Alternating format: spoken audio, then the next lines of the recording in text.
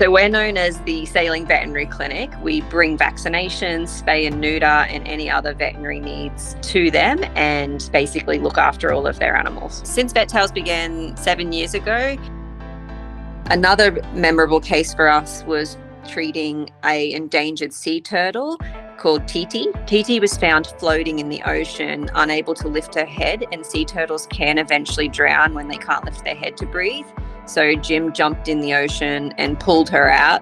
She weighed about 100 kilos, so Jim had to basically swim her over to a dock so that we could then have a lot of people help us get her out of the water because it was quite difficult. We were able to get permission from the Mexican government to look after her, and she was suffering from a red tide toxicity, so she had ingested toxic algae that had poisoned her. So we had her for around 2 weeks and were able to give her antitoxins and things to help reduce the toxins in her body and build up her strength, and we were later able to release her. It's always funny because people are a little unsure. They've never had a veterinarian visit, and when we tell them we're doing the work for free, it sometimes can make people suspicious because they don't normally get outside help, and people are always extremely grateful. Because the villages are so remote, they get very little outside help, whether it's for the people or the animals. So we began with a goal to be able to deliver free veterinary care and low-cost veterinary care to all animals that need it. Sailing and saving animals since 2017.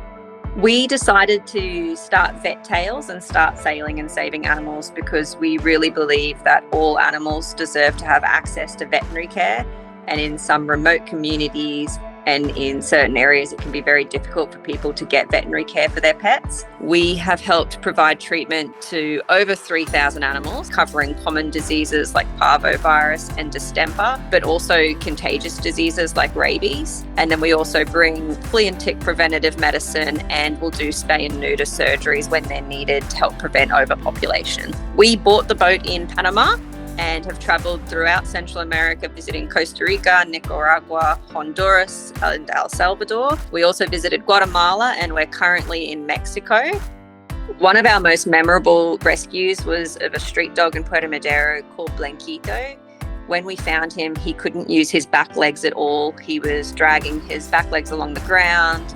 He had sores all over his legs, and he was also just really scared of people. He would try to bite me every time he saw me, and he was just terrified.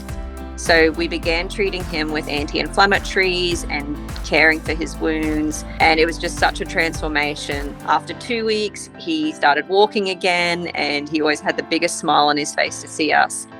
We really believe that every person deserves the love of a pet, and every pet deserves to get good veterinary care. And so that's what we're really passionate about, bringing veterinary care to all the corners of the world, anywhere an animal needs it.